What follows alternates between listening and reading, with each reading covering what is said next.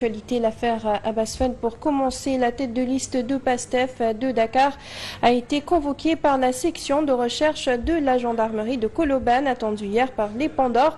Il n'a cependant pour l'instant pas déféré. Pendant ce temps, les campagnes électorales qui ont démarré autant du côté du pouvoir que de l'opposition, avec des caravanes qui sillonnent le pays, mais du côté de Podor, l'électorat ne se retrouve pas face à la presse. Hier, ils ont dénoncé les promesses sans suite des candidats. On termine avec une note d'éducation. Avec ce coup de tension à l'université Hassan Sek de Ziguinchor, les étudiants ont bloqué l'accès au campus pour protester contre la décision du conseil académique d'instaurer une session unique. L'intervention de la police n'a pas réussi à les dissuader. Ils annoncent par ailleurs une grève illimitée. Voilà tout pour l'essentiel des titres. Le développement, c'est tout de suite.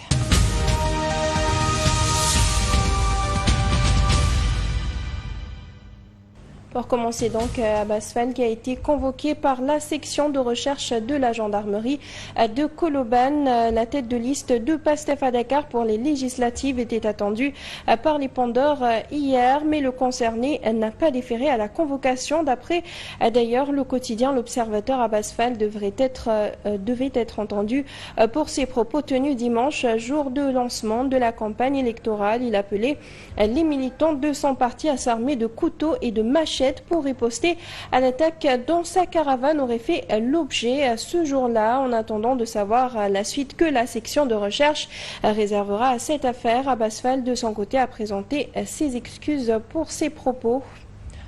Abbas Fall, justement, la coalition PASTEF a présenté ce lundi ses candidats investis sur la liste départementale de Dakar avec à sa tête Abbas Fall. Le député sortant promet une rupture systématique à l'Assemblée nationale pour y arriver. Il veut donc une grande majorité en faveur du camp présidentiel. Qu'est-ce qu'il faut faire maintenant pour que ce pays-là change? Nous avons dépassé une étape. C'est l'élection présidentielle de 2024. Maintenant, qu'est-ce qu'il faut faire pour que le président Bassirou Diomaye Faye et son premier ministre puissent mettre en œuvre leur vision? Il nous faut une large majorité à l'Assemblée nationale. J'ai été élu en 2022. Nous étions partis en intercoalition et en coalition. Nous avons lâché et finalement, on était une trentaine de députés. Mais on a tenu bon. On a montré que nous étions des députés de valeur, que nous n'étions pas des députés de pacotille. Et la vision du président Bassirou Diomaye Faye, qui sera mise en œuvre par le Premier ministre, cette vision-là va dans ce sens-là. Ce pays va changer. Et avec nous tous, dans la vérité et la transparence. Maintenant, il faut qu'on ait la majorité à l'Assemblée nationale. Ces élections sont extrêmement importantes. Je vous donne rendez-vous le 17 novembre, Inch'Allah, pour une large majorité au président Bassirou Diomaye Faye et à son premier ministre, chef de liste, le président Ousmane Sonko. PASTEF Louga a aussi lancé sa campagne en présentant notamment aux populations locales le référentiel Vision Sénégal 2050. Les propos de Pape Moussassi, coordonnateur communal du comité électoral de PASTEF Louga. Nous avons présenté les 4 axes du projet et le premier, bien sûr, c'est la bonne gouvernance et l'engagement africain parce que tout le projet dont on parle, les investissements ainsi que toute la transformation économique prévue ne peuvent être réalisés que s'il y a une bonne gouvernance. C'est pour ça que la politique du gouvernement de son Excellence le président Bassirou Diomaye Diakhar Faye même repose sur cette éthique du Jubal Jubanti.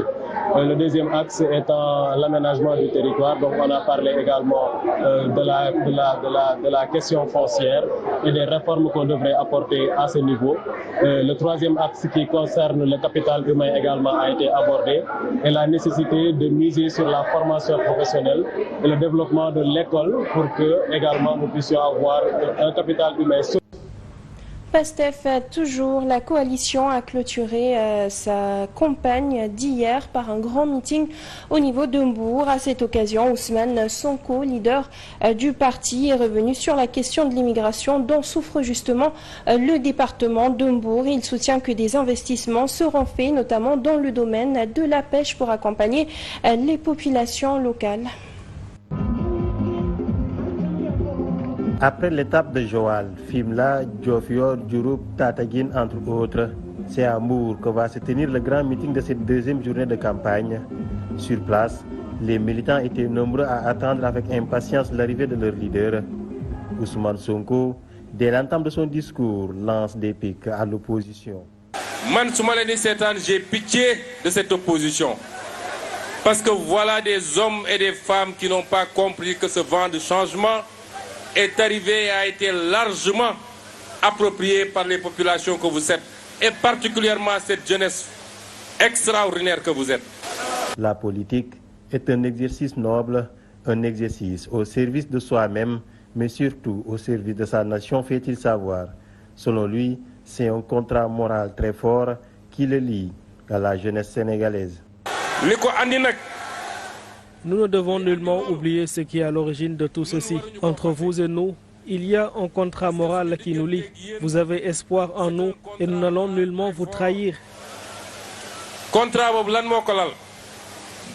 Comme vous, nous aimons aussi ce pays et nous allons le mettre sur la rampe de l'émergence. Tout cela en mettant en avant l'intérêt de toute la nation. Un meeting dans un contexte où l'immigration irrégulière a fini d'atteindre son point culminant avec le nombre de morts notés dans ce département. Mbour regorge toutes les potentialités et mérite de très grands investissements, fait-il savoir. Dans le référentiel 2050, nous voulons faire de Mbour une métropole d'équilibre.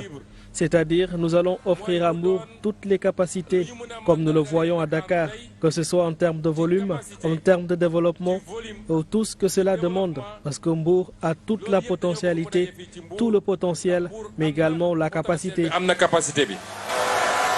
Ousmane Sonko invite les jeunes à s'unir autour de l'essentiel pour la réussite du projet. Du côté de l'opposition, à présent, la campagne a également débuté pour la grande intercoalition de l'opposition dans la commune de Grand-Yoff. Le lancement des activités a donc eu lieu hier en présence des responsables des différentes coalitions. L'intercoalition a donc décidé de voter la liste Samsa Kadou dans cette commune. Elle appelle ainsi les militants à voter massivement pour une victoire dans le département de Dakar. L'intercoalition regroupant les coalitions Takku Wallu Sénégal, Jàmm ak Njariñ et Sàmm Sa Kàddu, section Grand Yoff, lance le démarrage de ses activités de campagne en vue des législatives anticipées. Nous sommes ici pour le lancement de notre campagne, en l'occurrence celle de l'intercoalition. Sàmm Sa Kàddu ak Jàmm ak Njariñ. Au nom de toute l'intercoalition, nous prions pour des élections apaisées. Dans cette commune, l'intercoalition a mis en avant la liste de Sàmm Sa Kàddu dirigée par le maire de Dakar, Barthélémy Diaz. Voyez par vous-même, sur ce bulletin, le nom de Barthélémy Diaz n'y figure pas. Barth est notre tête de liste nationale. Babacar Mbeng est notre tête de liste départementale. Votez pour lui. Les trois grandes coalitions veulent mettre tout en œuvre pour une victoire de l'opposition à Grand Yoff et éventuellement dans le département de Dakar. Si nous voulons une cohabitation saine et sérieuse,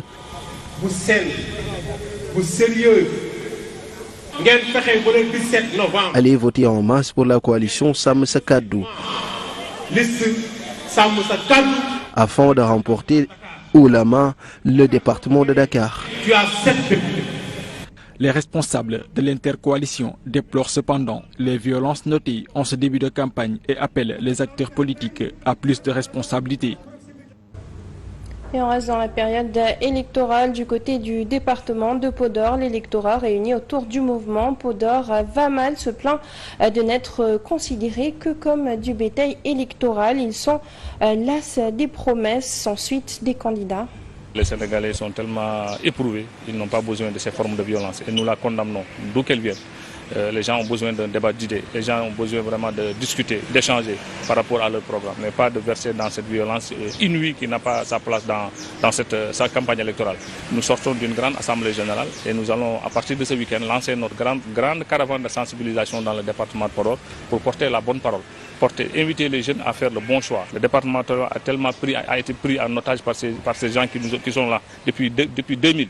Depuis 24 ans maintenant, on ne voit que les mêmes personnes. C'est les mêmes députés, c'est les mêmes ministres, c'est les mêmes présidents d'institutions qui reviennent aujourd'hui aussi sans aucun bilan de leur magistère, sans aucun bilan de leur législature, revenir aujourd'hui vouloir encore prêcher le suffrage des Podorois. Et là, nous avons dit que ça suffit et rien ne sera plus comme avant. Nous avons pris toutes nos dispositions. À partir de ce week-end, nous allons commencer par une grande assemblée générale dans la commune de Méry, à Djoudé-Diabé, pour continuer dans les 22 communes du département de Podor. Et vous pouvez nous croire que les choses vont changer et nous allons porter la bonne parole.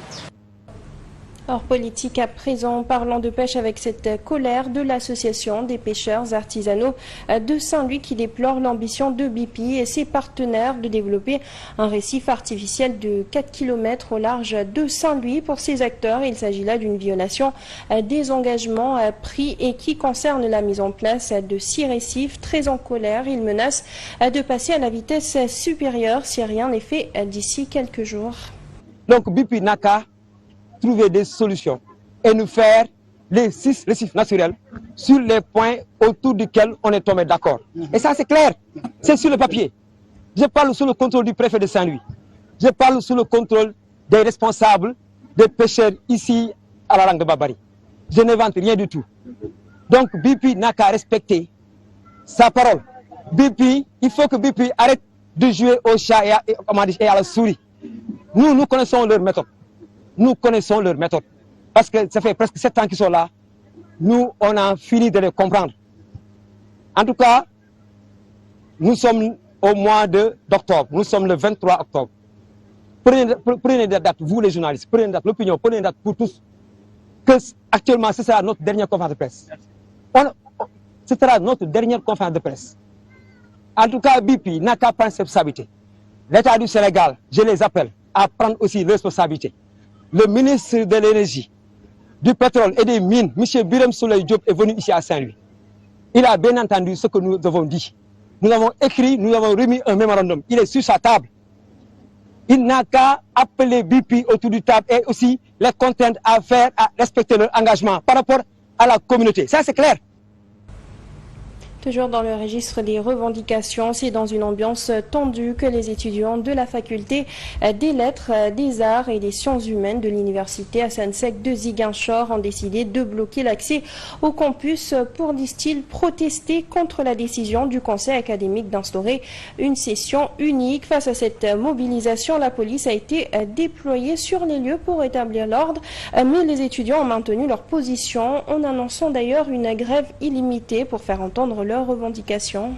Depuis le lundi 14 octobre, l'amicale des représentants d'étudiants de l'UFR-LHU est en mouvement, compte tenu de la session unique qui lui a été imposée. Aujourd'hui, on a décidé de décréter une grève illimitée, tenant compte de l'avis de tous les étudiants de l'UFR-LHU, qu'on a convoqué le jeudi 24 en assemblée générale extraordinaire pour recueillir leur avis. L'université a décidé de faire une session normale pour toute l'année, disons dans toute l'étendue de l'université.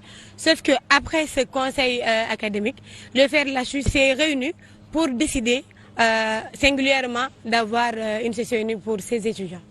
Chose que les étudiants rejettent majoritairement. L'amicale des représentants d'étudiants de l'UFR-LHU ne fait que porter le vouloir de ses protégés, de ses pairs étudiants.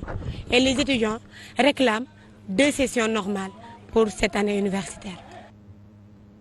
Dans le secteur de l'éducation, toujours le ministre de l'Éducation nationale a présidé hier ainsi qu'aujourd'hui un séminaire sous-régional sur les compétences numériques et l'intelligence artificielle pour les pays d'Afrique francophone et lusophone. La rencontre qui a réuni 25 pays dont 3 ministres chargés de l'éducation, des experts et des acteurs de l'éducation, une démarche hautement saluée par les différentes parties prenantes. Les compétences numériques et l'intelligence artificielle sont à l'honneur dans le cadre d'un séminaire sous-régional regroupant les pays d'Afrique francophone et lusophone. Partenaires et acteurs pour une éducation à fort potentiel embauchent la même trompette au sortir de la première journée d'échange. Le Covid nous a donné l'immense opportunité de nous apercevoir que cette problématique est vraiment d'intérêt majeur pour nos pays et que le numérique est aujourd'hui un véritable vecteur de développement et un gain d'opportunité, je dirais, en termes d'accès à l'éducation, un gain d'opportunité en termes d'amélioration des pratiques pédagogiques et un gain d'opportunité d'amélioration des apprentissages. Donc il faut qu'il y ait des recommandations claires, précises sur quelles sont les compétences du XXIe siècle, comment on peut aider l'élève à intégrer l'intelligence artificielle, quel cadre pour intégrer l'intelligence artificielle. Et parmi les premiers éléments de réponse, le corps enseignant se trouve au cœur du projet. Un projet bien élaboré et qui fait déjà l'unanimité. Nous avons développé des modules génériques, ce qu'on appelle les micro-modules d'apprentissage, pour aider l'enseignant à appréhender cette notion d'intelligence artificielle. Nous avons lancé aujourd'hui, le 28 octobre, un appel à projet pour l'intégration de l'IA dans les pratiques pédagogiques de l'enseignant. Et nous travaillons aussi pour pas un plaidoyer, mais pour démystifier cette notion. La notion existe, l'intelligence artificielle existe. On ne peut pas faire une marche en arrière, on ne peut pas dire non, on va l'enlever du paysage. Elle existe. Donc comment on fait avec une intelligence artificielle générative qui existe et comment on peut aider justement nos enfants qui ne sont pas paresseux. L'atelier qui tire ses rideaux ce mardi a vu la présence de 3 ministres chargés de l'éducation et dont le ministre de l'Éducation nationale, Moustapha Mamba Guirassy, a eu l'immense plaisir de présider. On termine avec une note de culture. Le deuxième comité d'orientation du programme Sur la piste du caméléon s'est tenu au centre de formation professionnelle de Kédougou sous la présidence effective du conseil départemental, une initiative des acteurs culturels pour fédérer les initiatives touristiques et culturelles. Programme soutenu par les départements de Kédougou et de l'Isère et soutenu financièrement par l'Agence française de développement. Un programme qui vise à structurer le premier itinéraire culturel du Sénégal. 350 km de grande itinérance traversant les pays d'Yalonké, Konyagui, Bédik, Peul et Bassari. L'idée de cet itinéraire est de fédérer les initiatives touristiques et culturelles autour de cet itinéraire pour créer une économie durable au profit des communautés. Et donc aujourd'hui, il s'agissait de présenter 24 mois d'activités réalisées par les équipes de AM et de tous les partenaires et de nous projeter pour les 12 prochains mois jusqu'à la fin du programme en octobre 2025. Et nous passons tout de suite à la revue de presse.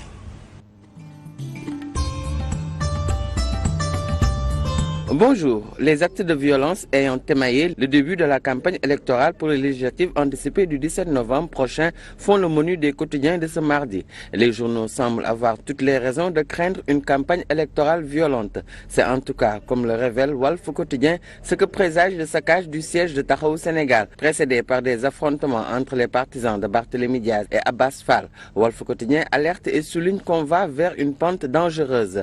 Cocktail explosif, titre à ce sujet le journal Le Quotidien. Parlant des violences électorales, le journal affiche à sa une les images des dégâts du saccage et de l'incendie du siège de Taxawu Sénégal. Des quotidiens comme Le Soleil évoquent la menace de plainte brandie par l'ancien maire de Dakar, Khalifa Sall, figure historique de Taxawu Sénégal. Mais cette violence électorale, dès le premier jour de la campagne, ne laisse personne indifférent. Libération informe que le garde des Sceaux, Ousmane Diagne, annonce l'ouverture d'enquête. Il promet la lumière sur cette affaire, indique l'info. Le ministre de l'Intérieur aussi dit diligente une enquête pour situer les responsabilités. L'Observateur, en ce qui le concerne, rapporte que le vigile et 4 gardes qui dormaient au siège de Taxawu Sénégal ont été d'ores et déjà entendus par la police de Dieuppeul qui hérite de cette affaire. Abass Fall aussi a été convoqué par la section de recherche de la gendarmerie de Colobane, rapporte l'Observateur. La tête de liste de Pastef à Dakar pour les législatives était attendue par les Pandores hier, d'après l'Observateur qui donne l'information. Mais le journal rapporte que le concerné n'a pas déféré à la convocation. Mais Source A rappelle que tout serait parti d'une provocation dont la caravane de Abass Fall aurait fait l'objet dimanche dans la commune de Mermoz Sacré-Cœur, plus précisément dans le quartier de résidence du maire de Dakar, Barthélémy Dias, tête de liste de la coalition Sàmm Sa Kàddu. Informés du passage de la caravane de Abass Fall, les partisans du maire de Dakar ont sonné la vengeance et pris en chasse les pro-Pastef qu'ils ont violemment tabassés, écrit le journal, notant que quelques heures plus tard, le siège de Taxawu Sénégal a été incendié avec des cocktails Molotov par on ne sait qui. Sud Quotidien fait observer que ces scènes de violence sont pourtant survenues après l'appel à éviter les dérives dans le discours lancé par le président de la République Bassirou Diomaye Faye aux acteurs politiques lors d'une déclaration de presse effectuée le 25 octobre dernier. C'est ce qui pousse le journal à dire que Bassirou Diomaye Faye peine à se faire entendre. La souligne que ces attaques perpétrées contre le siège de Taxawu Sénégal par un groupe de jeunes munis de cailloux, d'armes blanches et à feu font suite à des menaces proférées publiquement par Abass Fall, tête de liste départementale de Pastef. Mais Rewmi Quotidien rapporte qu'après son dérapage, Abass Fall se confond en excuses. Abass Fall fait amende honorable, affiche également l'info. Les propos d'Abass Fall appelant ses partisans à se venger et à s'armer lors des déplacements durant la campagne électorale ont été mal perçus par des Sénégalais de tous bords, suffisant pour que Abass Fall fasse amende honorable.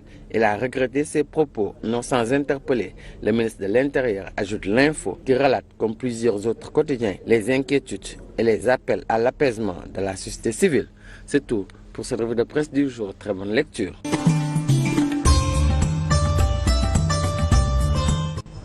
Et c'est tout pour ce journal. Merci à vous de l'avoir suivi. À 14h, vous aurez le Wolof. Merci, bonne suite de programme sur la 7 TV.